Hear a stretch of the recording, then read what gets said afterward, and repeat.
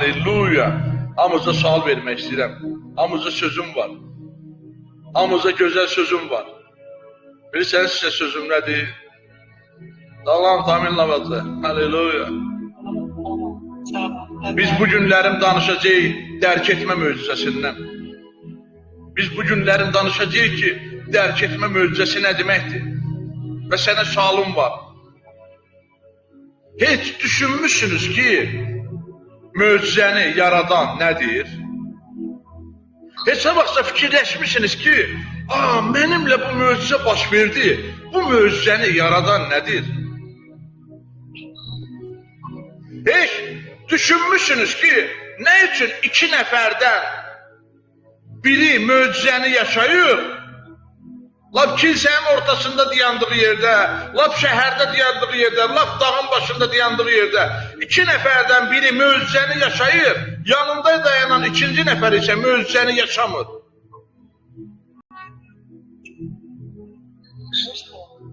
Bu haqda heç düşünəniz olubdur ki, niyə axı mənim yanımda dayanan möcüzəni yaşayır? Axı Allah qoğunbaz deyil. Axı o tərifkeş deyil. Əgər o nəsə edirsə, o bütün bəşər üçün edir, bütün insan üçün edir. Bəs nə üçün mənim yanımdakı insan möcüzəni yaşayır, mən isə yaşamıram? Nə üçün mən yaşayıram və yaxud da yanımdakı yaşamır? Nə üçün mən şəfa alıram, yanımdakı şəfa almır? Nə üçün yanımdakı şəfa alır və yaxud mən şəfa almıram? Bu barədə düşünmüşsünüz siz? Bu barədə fikirləşmişsiniz və mən bu günlərim bunun sirrini açacağım sənə. Mən bilirəm ki, burada olan hər biriniz möcüzələr görmüşsünüz. Hər biriniz İsa Məsihin sizin üçün etdiyi möcüzələri yaşamışsınız, görmüşsünüz, dadını bilirsiniz. Çünki sən bir şey haqqında düşünməsən, bilməyəcəksən ki, o necə baş verir. Bunun üçün sizlərə, bizlərə lazımdır ki, belə şeylər haqqında düşünəsiniz. Bir, parmaq sayından say, görüm ki sayırsan. Bir, düşünəsiniz. İkincisi, qulaq asasınız. Üçüncüsü, diqqətlə baxasınız. Dördüncüsü, ətrini duyasınız, iyini. Beşincisi, dadını biləsiniz.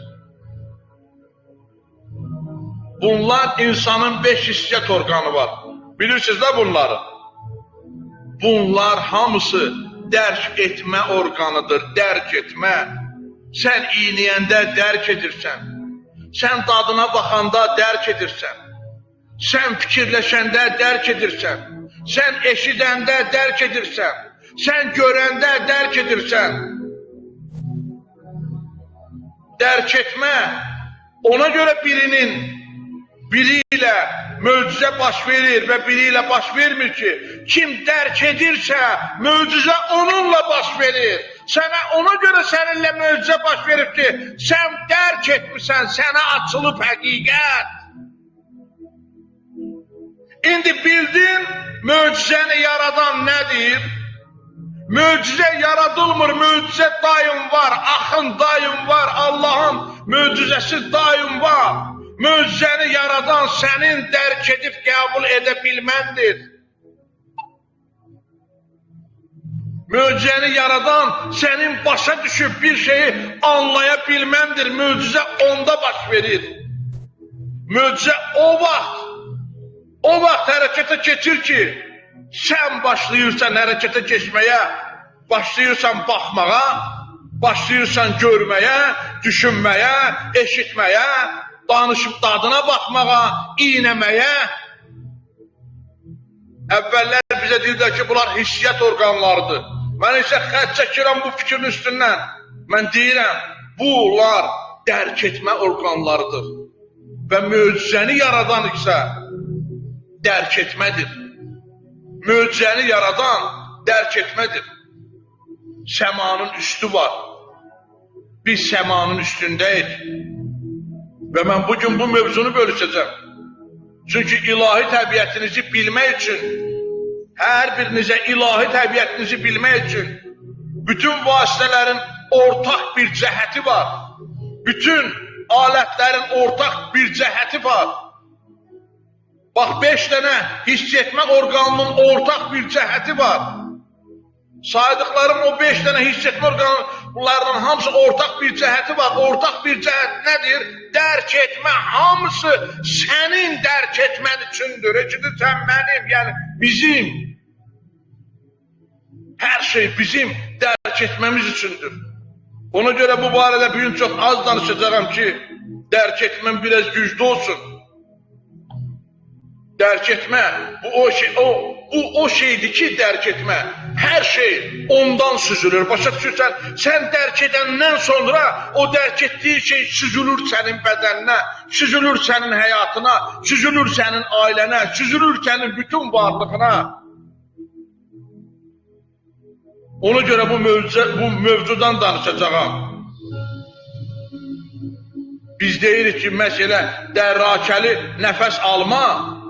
Biz dərrakəli nəfəs almağa başlamışıq. Amin. Biz dərk edərək nəfəs almağa başlamışıq. Biz dərk edərək oruç tutmağa başlamışıq. Amma deyəsəm, orucun da vaxtıdır. Bu yaxınlara oruca da başlayacaq yeridən. Dərk etmə, bəli, asıldır. Hər şey dərk etmə ilə bağlıdır. Dərk etmə, bu anlamanın mərkəzi və ən başlıca alətidir.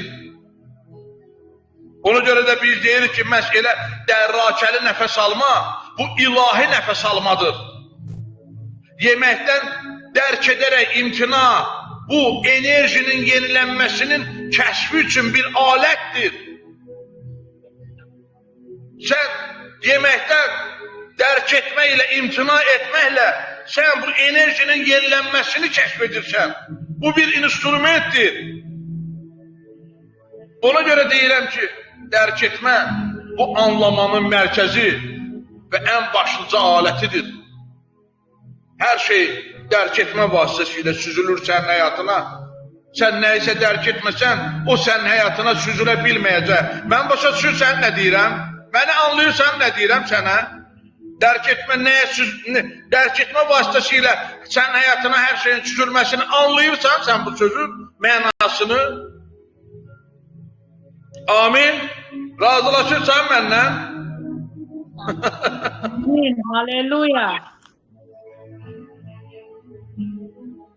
Necə dərk etmək olar? Və budur deyirəm sənə. Sənə axı əlbəllər gəlin nəfəs alaq. Və bu dərk etmək formalarının üzə çıxmasından, təzahürlərindən biridir. Sən nəfəs alma prosesi var, mən qoymuşam bir 15 dəqiqalıq.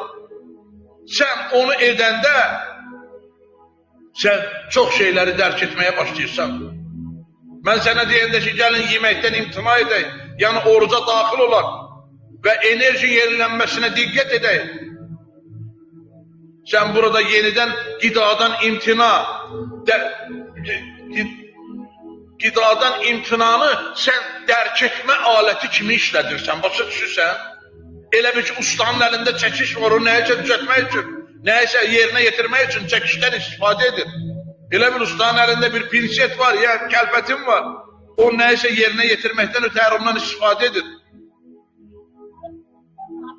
Sən də qidadan imtina edərək, bu qidadan imtina etməni dərk etmə aləti kimi istifadə edirsən, işlədirsən. Mən çox yanğı ilə səndən yenə soruşuram, anlayırsan mən nə deyirəm sənə?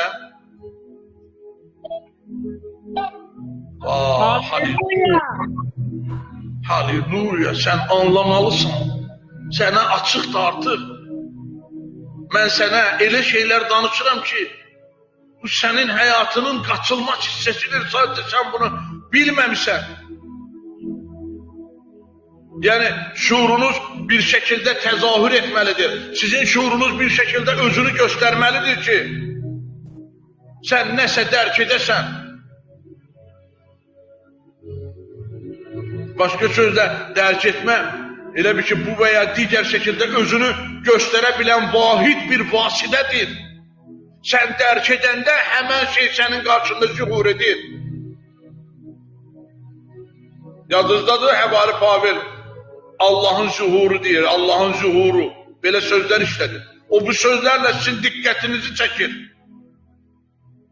O bu sözləri Allahın zuhuru deyərək, o sanki şuurunuzu iki şeyə cəlb etmək istəyir. O şuurunuzu iki dənə məkana cəlb etmək istəyir. Bu məkan haradır? Bu məkan səmanın üzəridir və daxilinizdir. O istəyir ki, sənin fikrin səmanın üzərinə çəkilsin, yəni daxilinə. Çünki biz səmanın üzərindəyik artıq. Ona görə bizimlə möcüzələr baş verir. Ona görə sən səmanın üstündə olanda dərk etdiyin hər şey həmən an həyatına süzülür və möcüzə başlayır. Budur dərk etmənin möcüzəsi. Möcüzə dərk etməklə bağlıdır. Bizə yeni qoşulanlar üçün izah edim ki, bizim qrupa yeni gələnlər üçün izah edim ki, göylər var, göylərin göyləri var, bəli, və səmanın üstü var.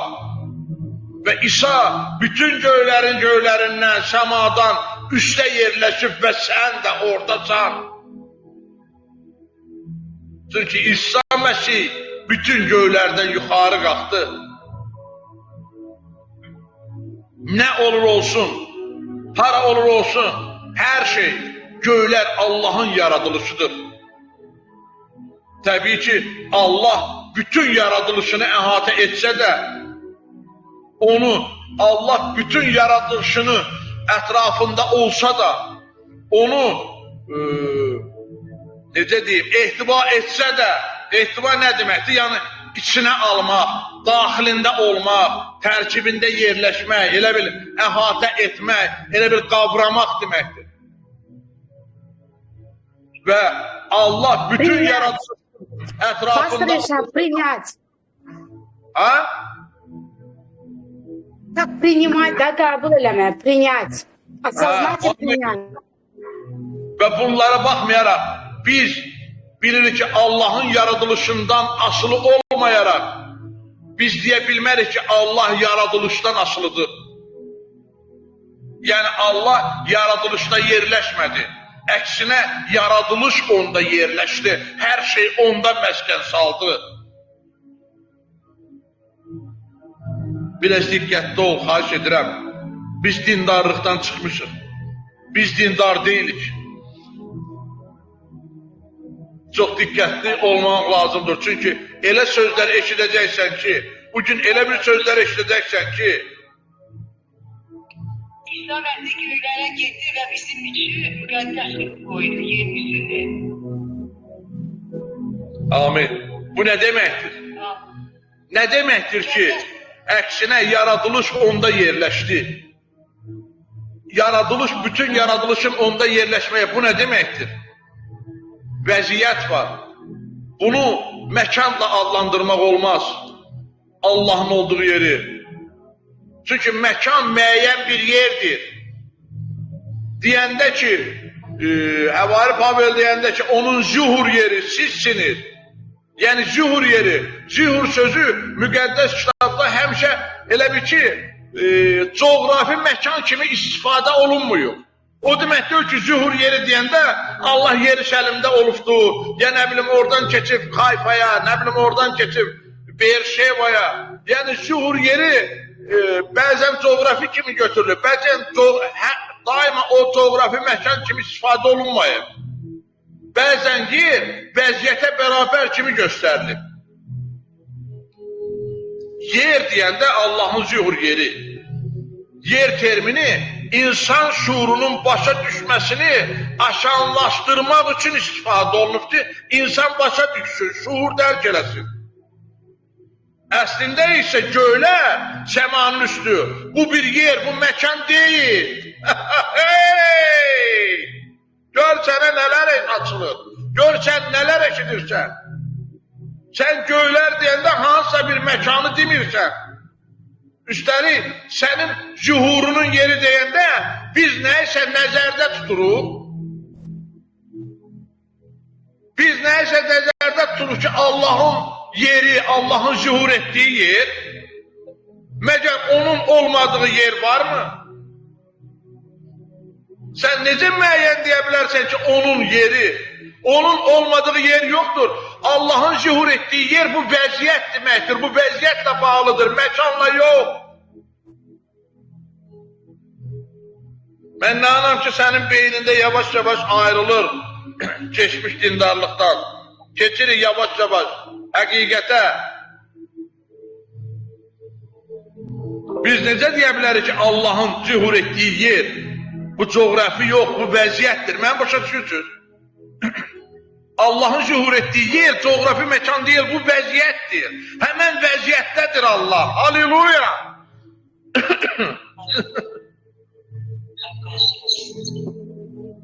Biz bilirik ki, bütün dindarlar hansısa məskənə üz tuturlar. Bu coğrafi məkan deyil, bu vəziyyətdir, Allahın olduğu vəziyyətdir. Çünki Allah hər yerdədir. İndi yaza bilərsən dəftərinə. Ancaq zühur yeri, Allahın zühur yeri dedikdə, biz dərk etmədən danışırıq, o sənin dərk etmənə zühur etməlidir.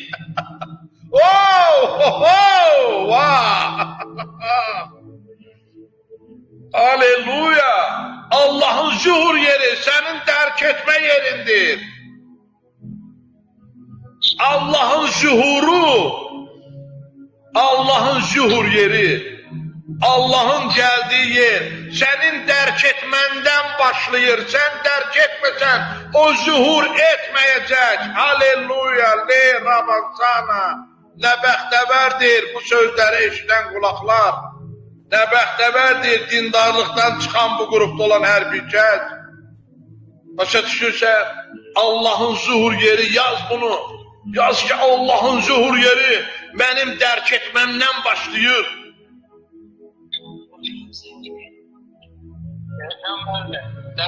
Allahın varlığının yeri yalnız onun yeri kimi dərk etdiyimiz yer adlandıra bilərik. Allahın olduğu yeri dərk etdiyimiz yer adlandıra bilərik. Və Davud Peyğəmbər də, Allahın sevimlisi olan Davud Peyğəmbər bu düşüncədə çox dərin düşündü, çox dərin getdi. Davud bu düşüncədə çox dərinliyə getdi və o dedi, onun olmadığı yer haradır? Davud oturdu, düşündü ki, onun olmadığı yer haradır? Yadınızda da o dedi ki, hara getsəm, sən oradasan. Hara girsəm, sən oradasan.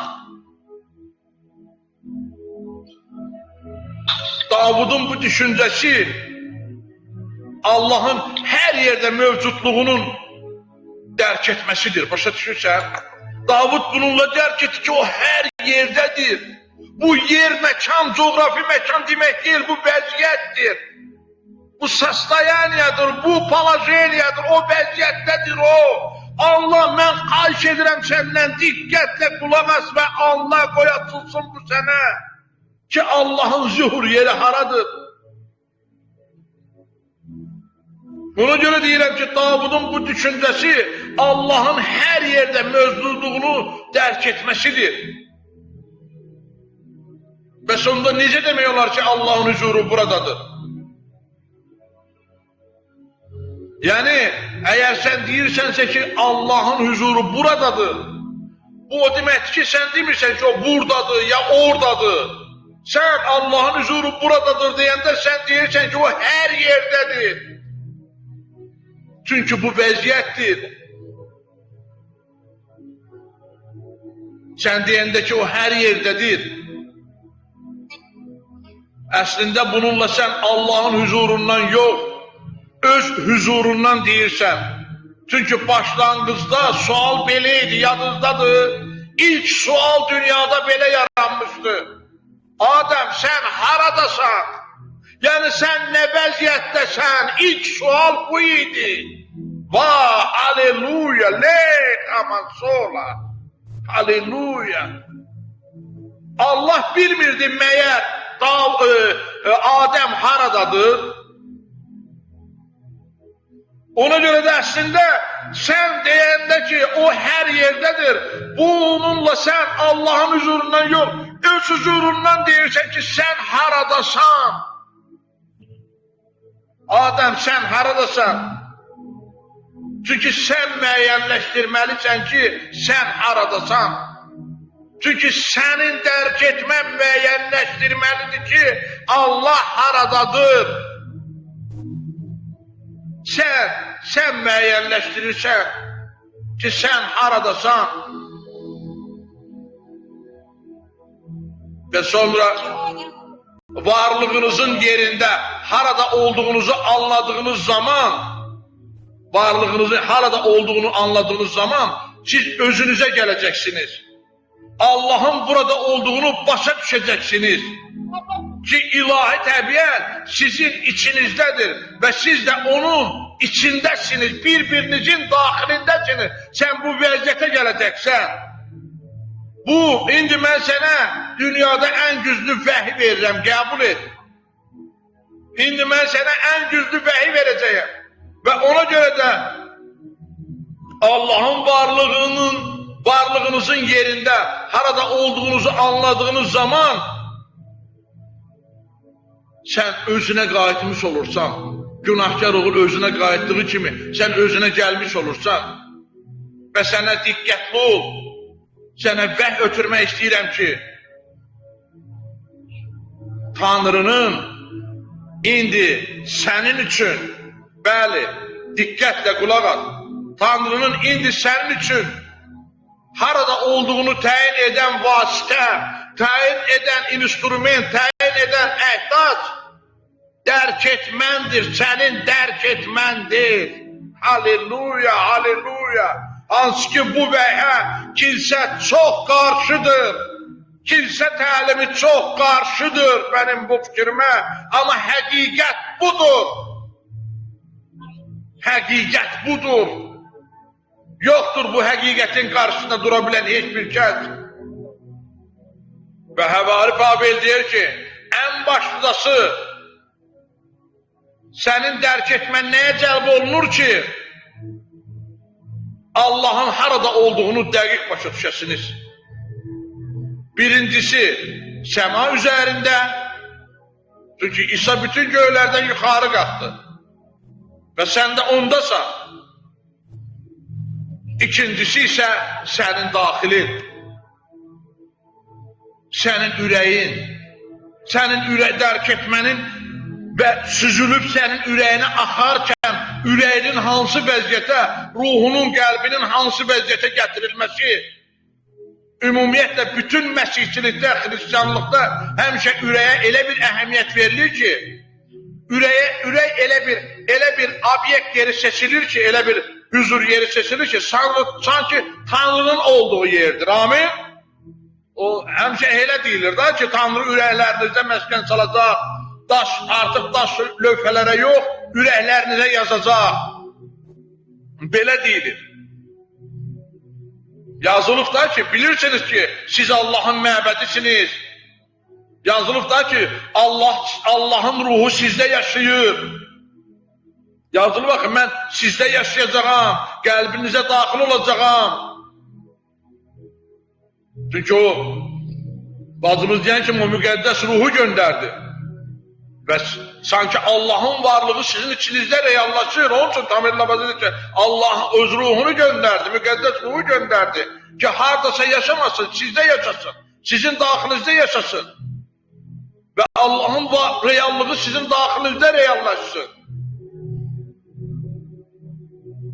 Və ancaq yenə də burada bütün göylərdən yüksək olan hansısa uzaq göylər haqqında danışılır.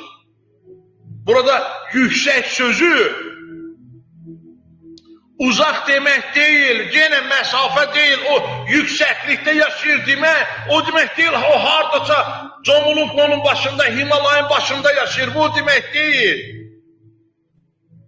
Yəni Allah daha yüksəkdə yaşayır, yəni daha uzaqda demək deyil. Bu o deməkdir ki, səma üstü, bu Allahın olduğu vəziyyətdir.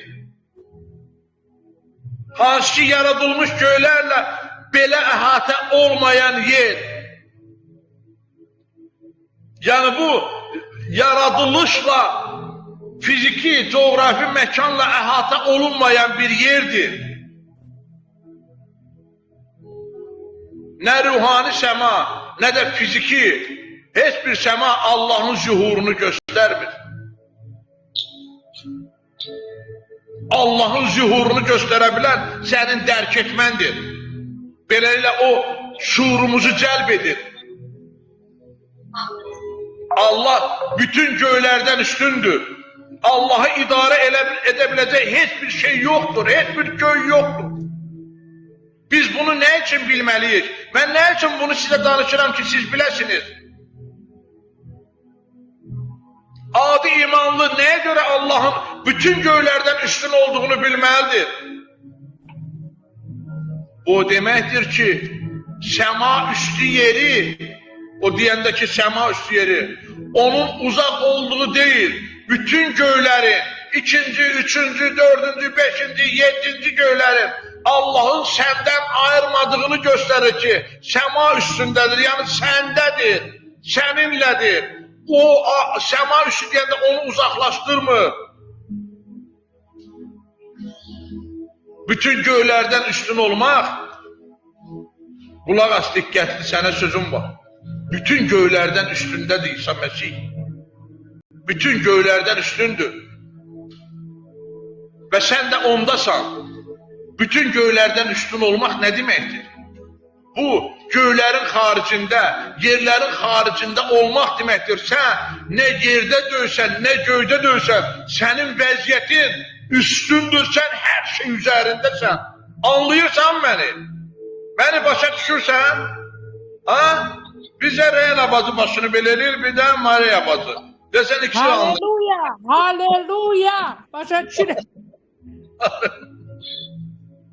Bax, sən bilirsən, qızıl, gümüş, brilliant bu sözlərin yanında, bu fikirlərin yanında eş nədir? Əgər göy bir məkandırsa, göylər bir məkandırsa, yerlər bir məkandırsa, səma üstü dedikdə bu bir məkan, bu bir yer deyil. Səma üstü bu məkanla məhdudlaşmayan, coğrafi məkanla məhdudlaşmayan Tanrının varlıq vəziyyətidir. Vay, sözüm.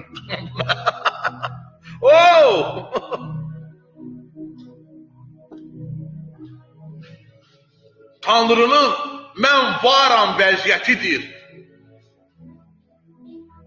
Bu, elə bir zamanlar arası, məkanlar arası, bu daha yüksək, göylərdən vacib olan məkan, bütün ölçülərdən üstündür. Başa düşürsən?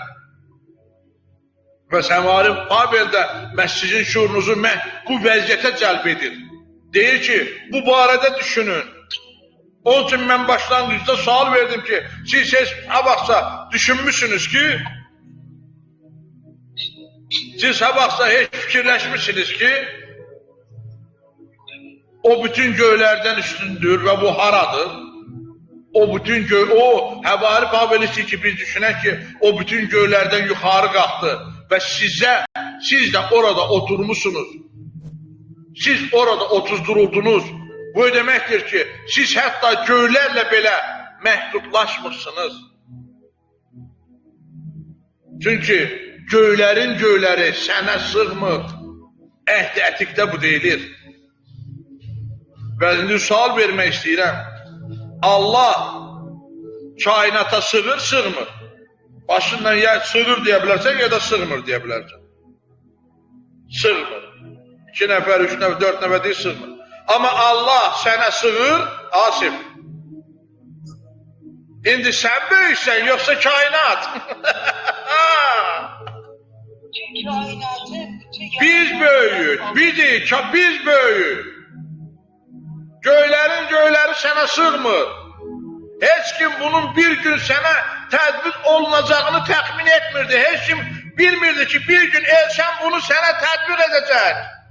Təbliğ edəcək, sənə danışacaq. Deyə bilərsən ki, amma özümə o qədər də böyük görsənmirəm axı. Məsələ bunda deyil. Bunu belə oxu. göylərin göyləri sənə sığmır. Özünü belə oxu, heç bir şey səni idarə edə bilməz.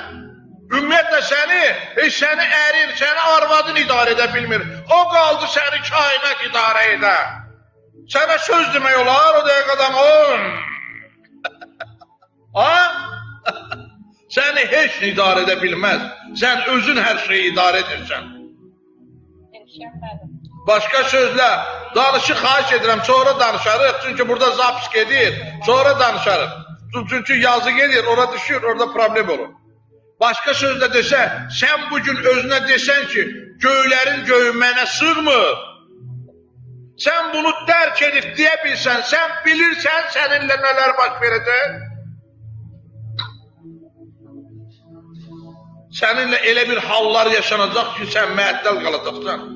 Sən dərk edib deyə biləndə ki, göylərin göyləri, bütün yer heç nə mənə sığmır. Sən bunu dərk etmədə qəbul edə bilsən, bu sənə süzüləndə, mən axı başlanğıcda dedim, hər şey dərk etmə vasitəsilə süzülür. Əgər dərk etmirsənsə, möcüzə baş vermir. Və bugün biz dərk etmənin möcüzələrindən danışırıq ki, möcüzə dərk etməklə bağlıdır. Ona görə də sən deyəndə ki, göylərin göyləri mənə sığmır, səninlə möcüzələr baş verəcək. Səninlə elə şeylər baş verəcək ki, anlamayacaqsan ki, bu necə olur. Və sən onda artıq deməyəcəksən ki, hansısa ulduz falı, hansısa rəqəmsal, nəsə bu ulduz falları, rəqəmlər sənə təsir göstərə bilər, hansısa falçılıq sənə təsir göstərə bilər. Çünki ulduzlar və rəqəmlər, bunlar özləri belə göylərin göylərinə deyil. Sənin üzərində heç bir səlahiyyət, sənin üzərində heç bir nəzarət yoxdur. Səndə heç bir göylər, heç bir yer, heç bir göy yoxdur, heç də sənə sığmır. Sən səmanın üstündəsən, sən ölçüsüzlükdəsən. Bunu bizdən gizlədiblər. Bunu əsrlər boyu bizi idarə etmək üçün bizlərdən gizlədiblər. Minilliklərlə bunları bizlərdən gizlədiblər. Və biz bugün dərk etmə möcüzəsindən danışırıq.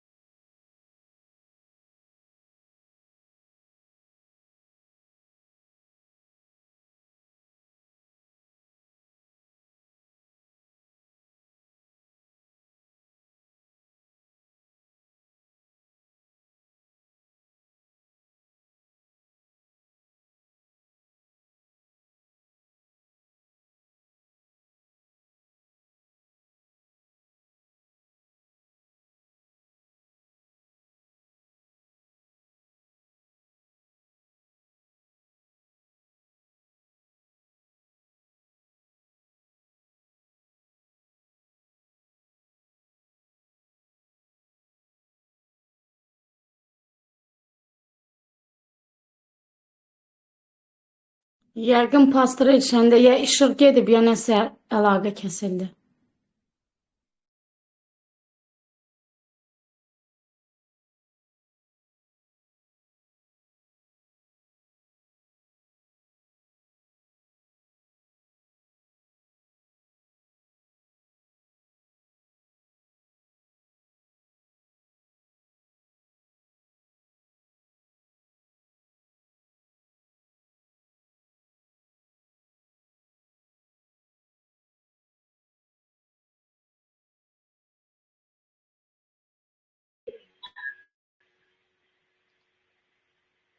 O zaman başlayalım.